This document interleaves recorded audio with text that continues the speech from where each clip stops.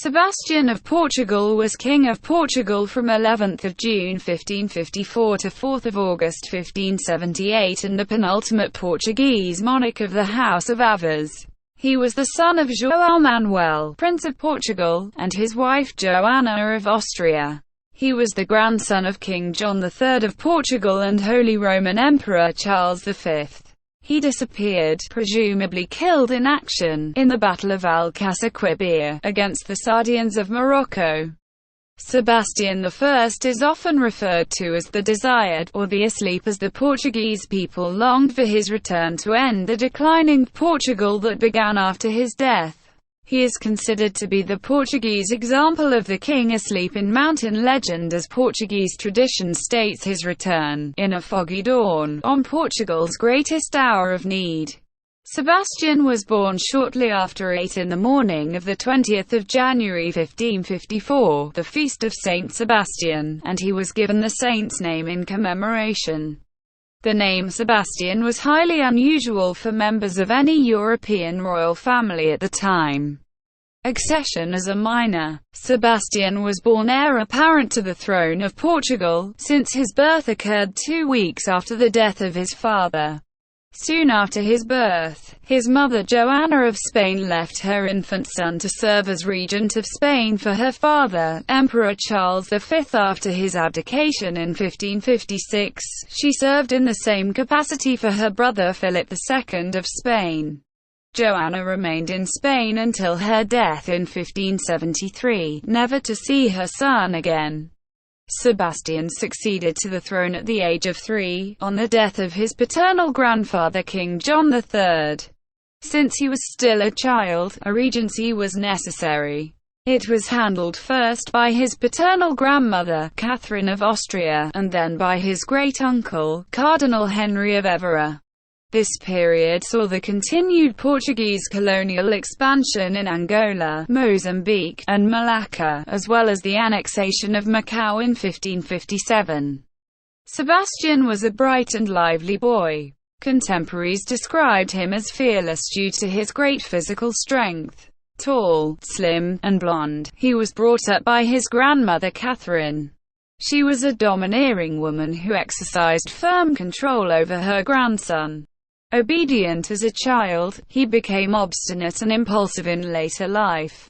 Education. The young king grew up under the guidance and heavy influence of the Jesuits.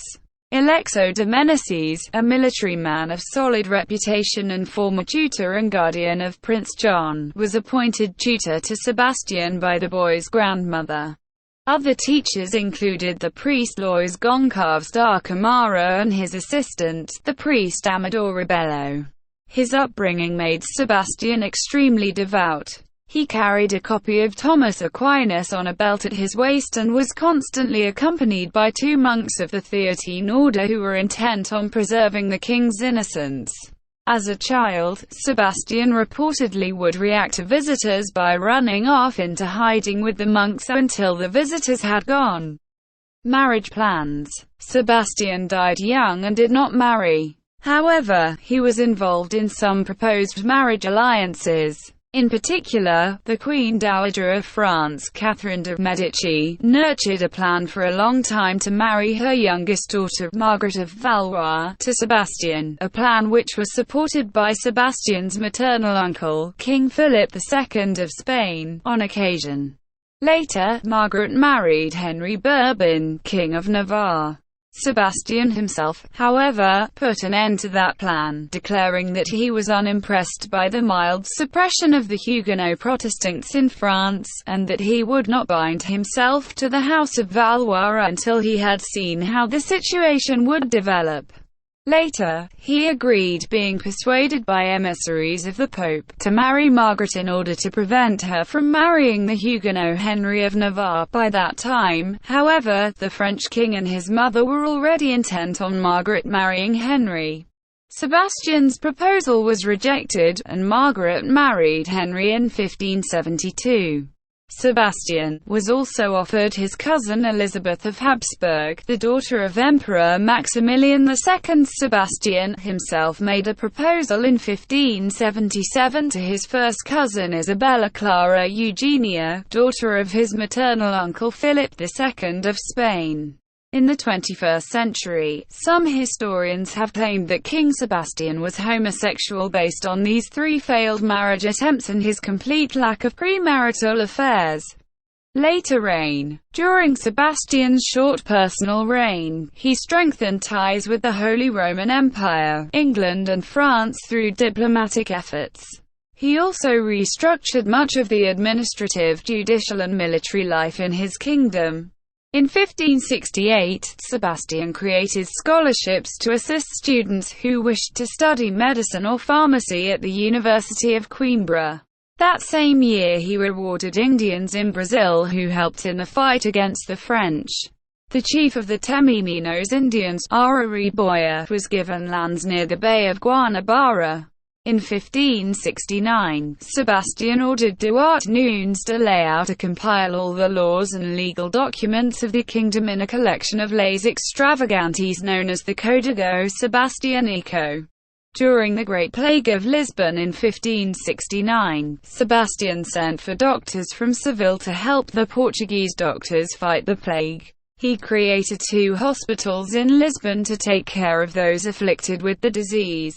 In his concern for the widows and orphans of those killed by the plague, he created several recolhimientos known as the Recolhimento de Santa Marta and the Recolhimento dos Meninos and provided wet nurses to take care of the babies.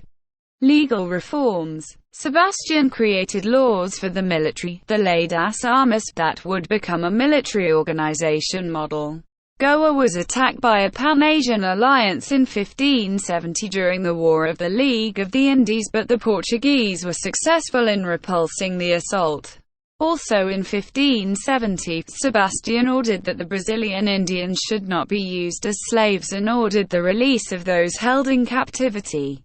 In 1572, the poet Luís de Camões presented his masterpiece Os Lusíadas and dedicated a poem to Sebastian that won him a royal pension. In 1573, he commissioned the construction of the Royal Basilica in Castro Verde as a tribute to the Battle of Ourique. In 1575, with the Carta de Lei Almerum, the king established a system of measures for solid and liquid products and also defined the role of public servants. The Celeros Comuns were inaugurated in 1576 on Sebastian's orders. These were lending institutions intended to help to poor farmers when farm production decreased, giving credit, lending seeds and commodities to the needy. They were allowed to pay back their debts with farm products when they recovered from losses. The mathematician and cosmographer Pedro Nunes was appointed by Sebastian as a cosmography teacher for sea pilots. It was during Sebastian's reign that Nunes wrote his Petrinoni Salasiensis opera. In 1577, Sebastian's Ordinance da Nova Ordem de Juízo, sobre o abrevio das demandas e execução delas decreased the time for handling legal actions, regulated the action of lawyers, scribes and other court officials, and created fines for delays. Last projects. After attaining his majority in 1568, Sebastian dreamed of a great crusade against the Kingdom of Morocco, where over the preceding generation several Portuguese way stations on the route to India had been lost. A Moroccan succession struggle gave him the opportunity, when Abu Abdallah Muhammad II Sa'di lost his throne in 1576 and fled to Portugal. After arriving, he asked for King Sebastian's assistance in defeating his Turkish-backed uncle and rival, Abu Marwan Abd al-Malik I-Sa'di. During the Christmastide of 1577, Sebastian met with his uncle King Philip II of Spain at Guadalupe. Philip refused to be party to the crusade as he was negotiating a truce with the Ottoman Empire, though he promised a contingent of Spanish volunteers. Despite his lack of a son and heir, King Sebastian embarked on his crusade in 1578. The Portuguese army of 17,000 men, including a significant number of foreign mercenaries hired from the Holy Roman Empire, the Netherlands, Spain, and the Italian states, and almost all of the country's nobility, sailed at the beginning of June from Lisbon. They visited Cadiz, where they expected to find Spanish volunteers who failed to appear, then crossed into Morocco. Death in battle. At Arzelia, Sebastian joined his ally Abu Abdullah Muhammad II, who had around 6,000 Moorish soldiers and, against the advice of his commanders, marched into the interior. At the Battle of Alcácer-Quibir, the Portuguese army was routed by Abd al-Malik at the head of more than 60,000 men. Sebastian was almost certainly killed in battle.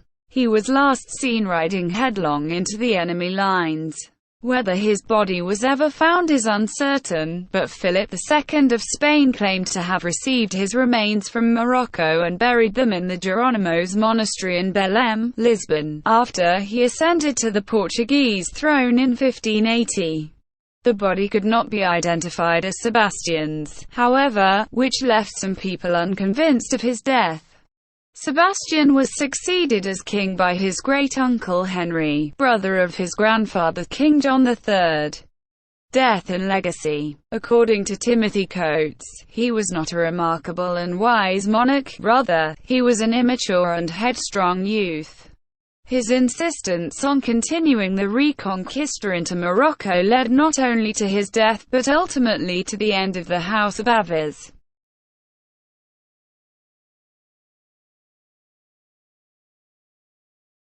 Pretenders. After the defeat at Alcácer-Quibir, many efforts were made to ransom imprisoned Portuguese soldiers in Morocco. Several soldiers returned to Portugal, which led many Portuguese to believe Sebastian had survived the battle and would return to claim his throne. This led to Sebastianism, the belief that Sebastian could return at any moment. Politically, there was a belief that Philip was not the rightful heir to the throne.